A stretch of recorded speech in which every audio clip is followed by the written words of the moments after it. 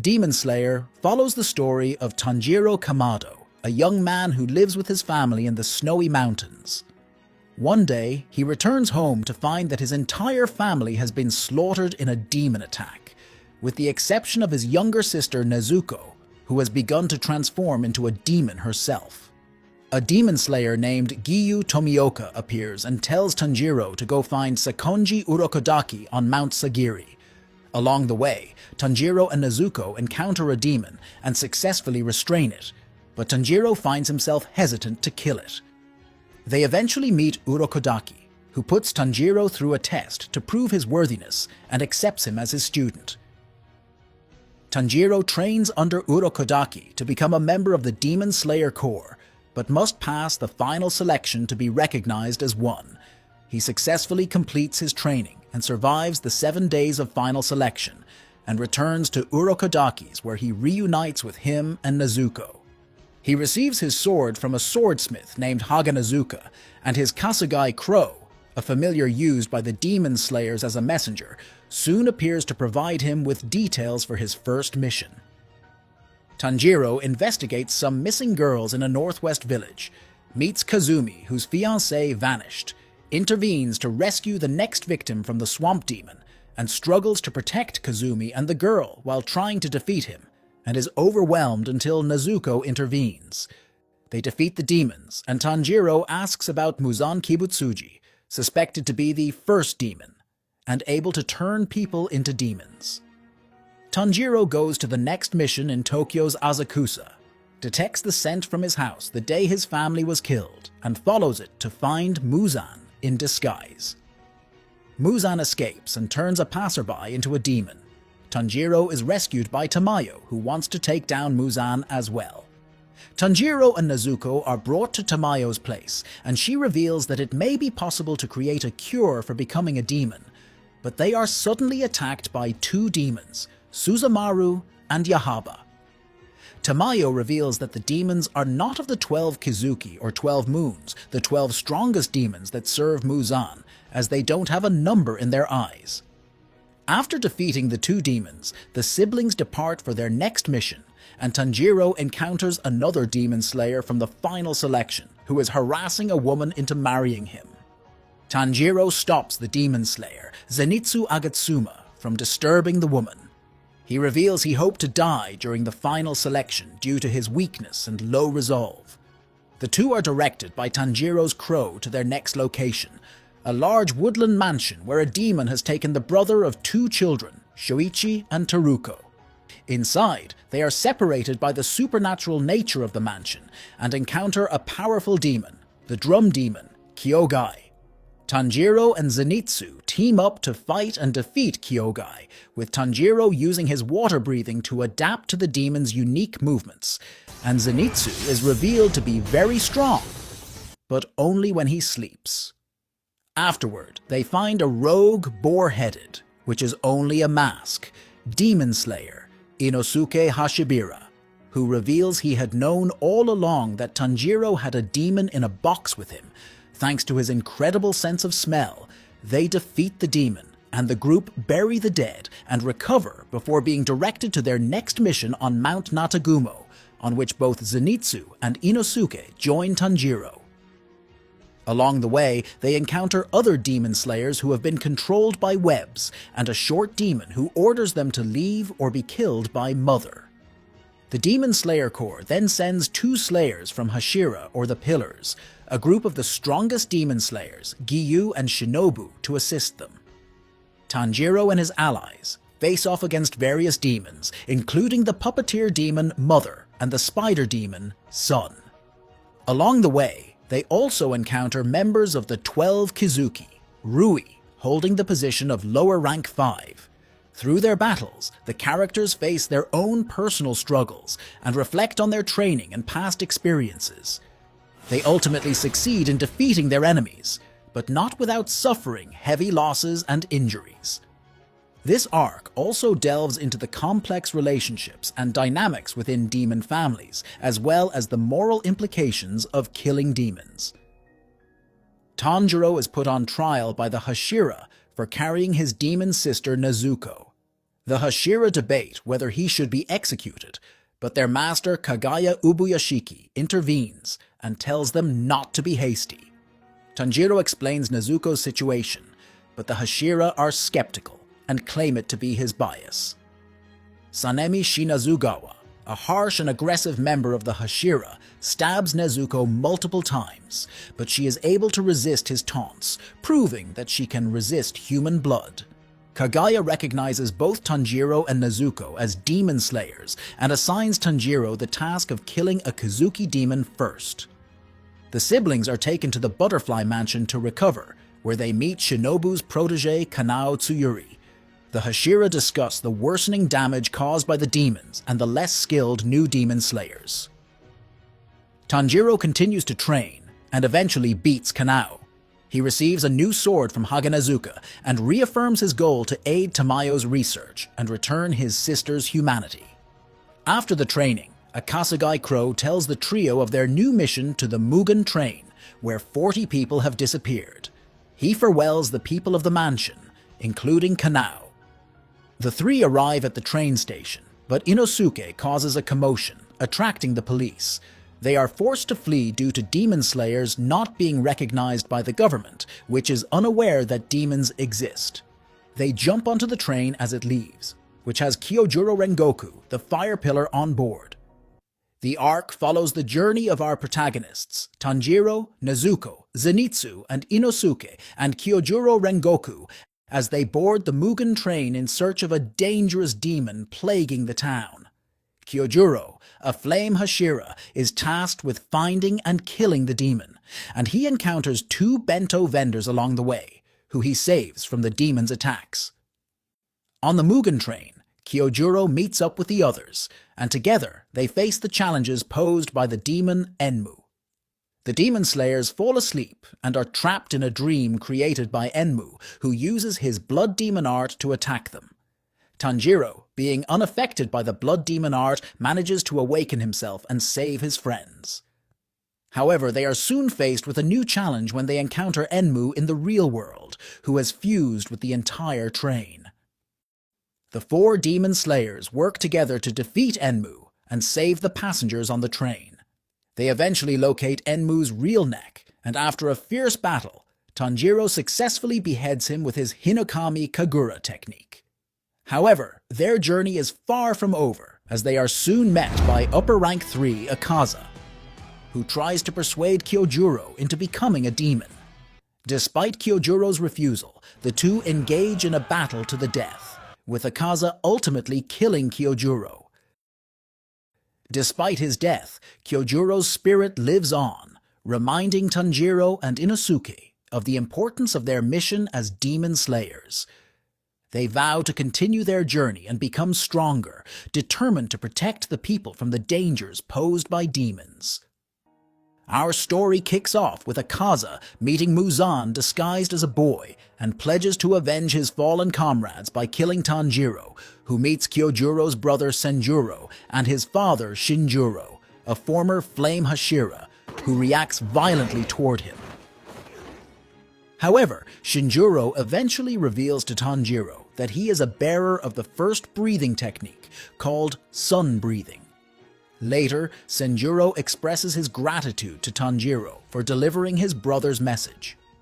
After 4 months, Tanjiro, Zenitsu, and Inosuke accompany the sound Hashira Tengen Uzui to their next mission, infiltrating the infamous Yoshiwara Red Light District, where demons are said to be living. Tengen had sent his 3 wives, Hinatsuru, Makio, and Suma, to infiltrate the 3 largest courtesan houses in the district, but had stopped receiving messages from them and was worried for their safety. In order to find clues, he sold Tanjiro, Inosuke, and Zenitsu to the houses, and they were all accepted as workers. It was revealed that Makio, one of Tengen's wives, was held captive in a secluded room, being restrained by numerous obi and enduring interrogations from a mysterious female voice.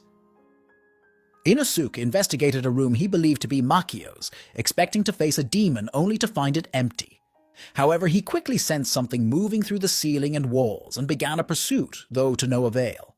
In the meantime, Zenitsu defended a girl from being scolded by Warabiheim, a beautiful but intimidating Oiran, recognizing her as a demon and being attacked by her in anger. It was later revealed that Warabiheim was an upper-rank 6 demon named Daki and commanded by Muzan. Afterward, Zenitsu was taken care of by the girls he had defended and stealthily captured by Daki. Tanjiro and Inosuke meet to exchange information, though their reunion is short-lived when they are interrupted by Tengen, who quickly realizes that Zenitsu is missing and urges Tanjiro and Inosuke to not risk their lives in search of him. Unwilling to leave him behind, the two rearm themselves for battle and head off once more. Tanjiro soon detects a scent coming from the direction of his house and returns to find Daki, who has absorbed the Oiran into her obi. The two begin to fight, with Daki easily overpowering Tanjiro. In an effort to protect her brother, Nezuko's box breaks, and Tanjiro must leave her stationary while he takes on Daki alone. Tengen finds Hinatsuru on the outskirts of the district, though she remains unable to contact him due to having poisoned herself to escape. Inosuke discovers a narrow passageway under his house that leads to a cavern full of obi, which Daki has used to absorb her victims. Inosuke tries to slay the obi, but decides to prioritize freeing the people trapped inside. With the help of Suma, Makio, and Zenitsu, as well as Tengen himself, he manages to free them all. Tanjiro continues his battle with Daki, struggling to keep up with her due to fatigue. Tanjiro battles Daki, causing immense destruction and taking the lives of many innocent people. The enraged Tanjiro unleashes a series of powerful attacks, but Daki transforms her neck into an obi, making it difficult to cut. Tanjiro collapses, but is saved by a vision from his late sister. When Daki approaches the injured Tanjiro, Nezuko appears and destroys her head with a kick, leading to a fight between Nezuko and Daki. Despite taking major injuries, Nezuko regenerates them almost instantly, throws Daki into an inhabited building and goes to attack a civilian, but Tanjiro intervenes and restrains her. Tengen arrives and beheads Daki, but her brother Gyutaro emerges from within her and begins to fight Tengen. Overwhelmed, Tengen struggles to stand his ground while protecting the civilians. Tanjiro manages to calm Nezuko down, and the group works together to defeat Gyutaro. Tanjiro and Tengen face off against the powerful Gyutaro.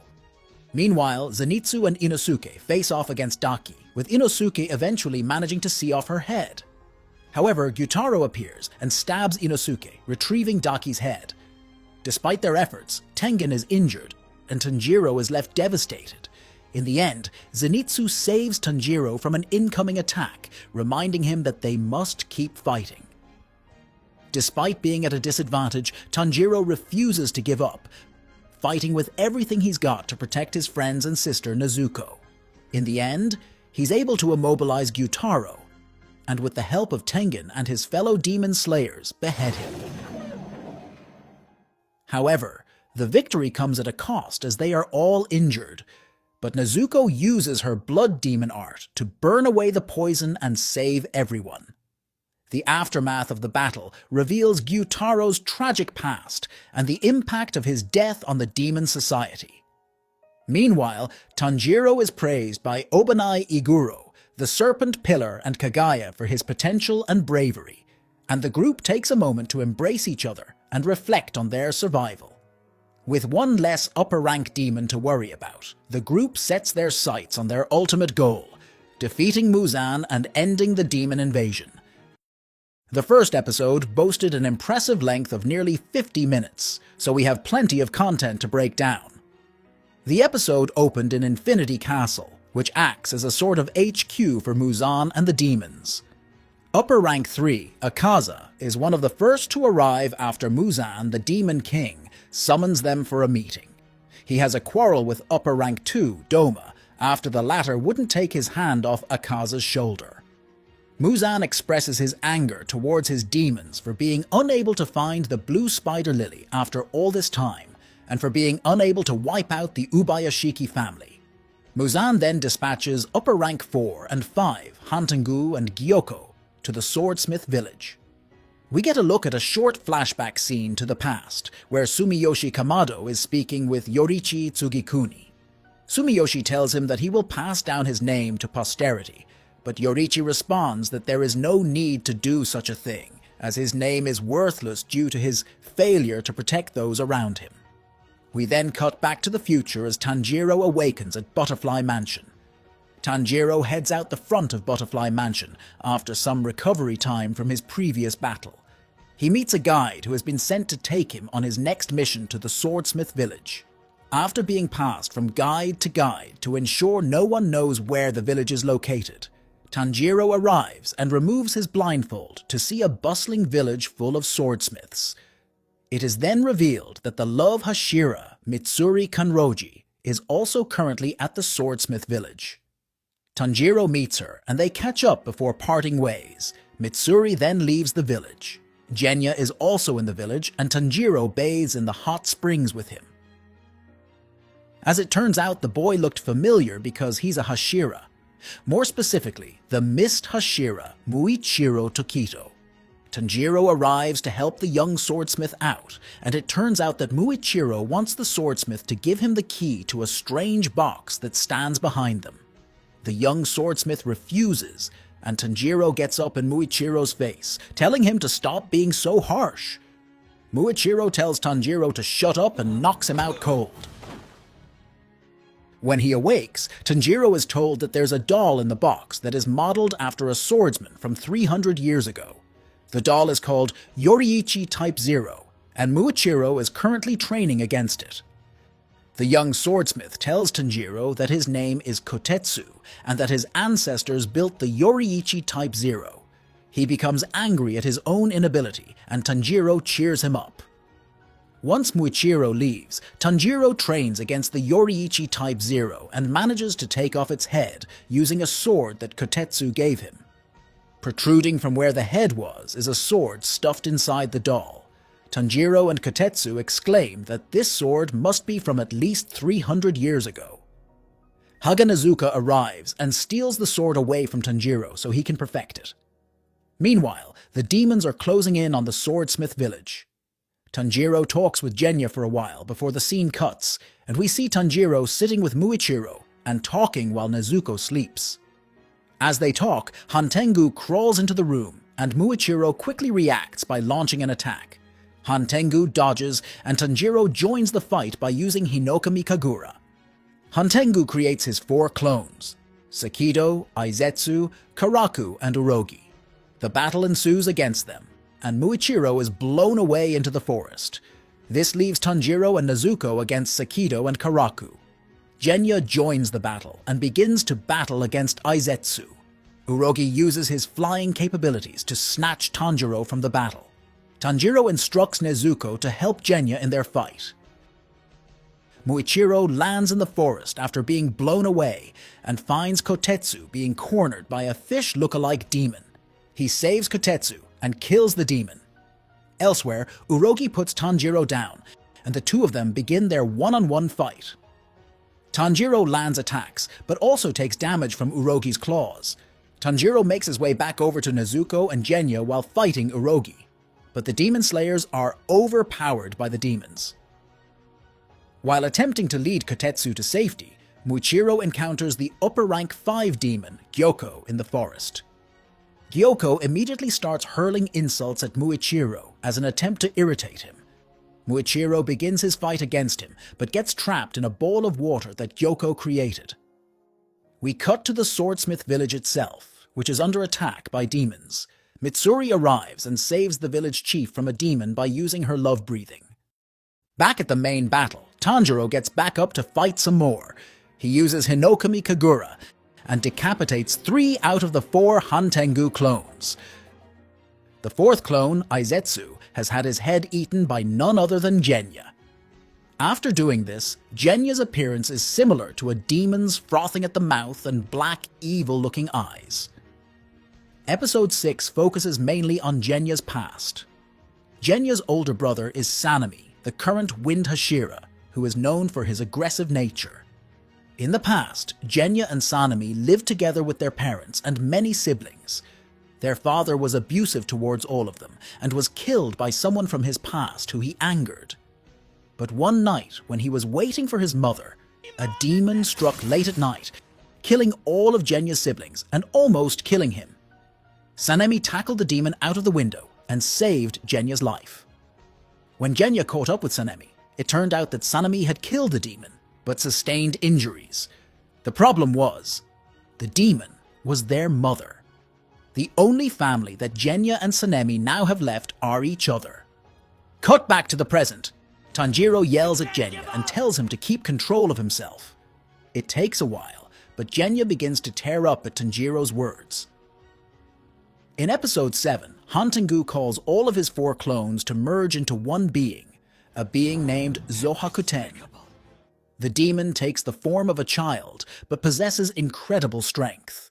Tanjiro, Nezuko, and Genya give it their best shot to defeat him, but he is too strong. Meanwhile, Muichiro is still locked in battle against Gyoko. He is stuck inside a water ball and struggles to get out. Inside a nearby shed, Haganezuka is hammering away at the 300-year-old sword that he is getting ready for Tanjiro. Gyoko notices him and begins ruthlessly attacking him from behind.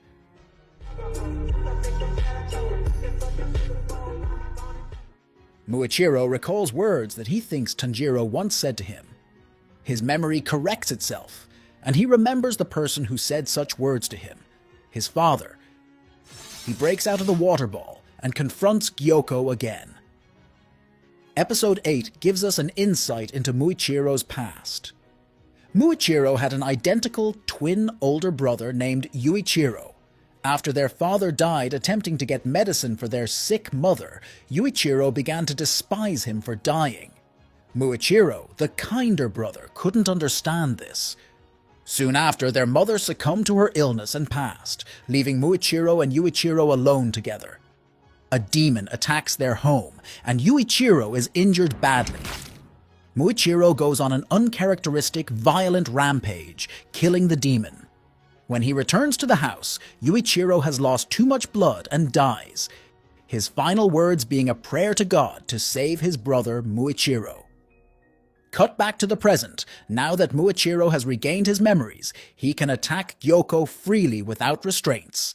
He slices off one of Gyoko's arms easily, and Gyoko notices a shift in ability coming from Muichiro.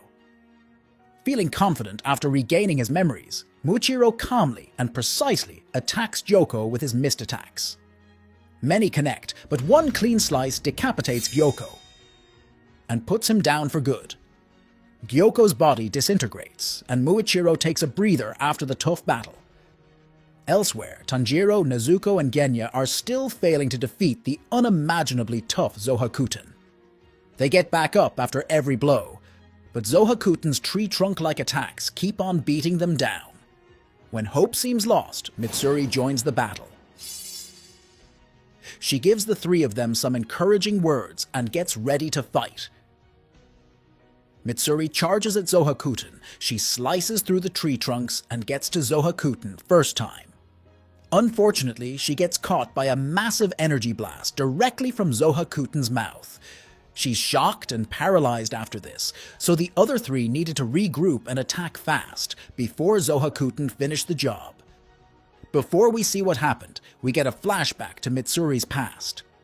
Mitsuri originally had black hair, and we find out that her signature pink and green hair was caused by her eating too much Sakura mochi as a child. While Mitsuri was always trying to find a partner, her strength and excessive eating habits were not viewed as ladylike, so she had a lot of trouble in that department. The reason she joined the Demon Slayer Corps was to find someone strong who she can marry. Cut back to the present, Tanjiro and Genya formulate a plan to chase down and kill the tiny Hantengu who is creating the clones, in the hope that doing so will also kill Zohakuten. The final episode begins with Tanjiro, Genya, and Nezuko chasing down Hantengu, while Mitsuri keeps Zohakuten at bay. Hantengu sets his sights on 3 young swordsmiths and chases them down in an attempt to eat them and regain strength. The problem is, the sun is rising, and Nezuko isn't in her box. Tanjiro is faced with a decision: go back and save Nezuko, or kill Hantengu and save the young swordsmiths. Tanjiro tries to shield Nezuko, but the sun shines through and burns her skin. After she pushes him away, Tanjiro finishes Hantengu off for good, which also kills Zohakuten. Mitsuri comes running over and hugs everyone, stating how lucky they are to be alive. They all share shock at how Nezuko can now walk freely in the sun without being disintegrated. Before his death, Hantengu managed to convey information regarding Nezuko's immunity to sunlight to Muzan, who is overjoyed that the one to resist the sun has finally become. Tanjiro gets ready to leave the Swordsmith Village, and many swordsmiths thank him for his efforts and for saving their home. As we bid farewell to Demon Slayer Season 3, the echoes of battles won and lost linger in the air. The Swordsmith Village stands as a testament to the resilience of our heroes. Join us in anticipation as the story unfolds, promising even more thrills, mysteries, and heart-stopping moments in the upcoming Hashira training arc. Until then, check out my other videos.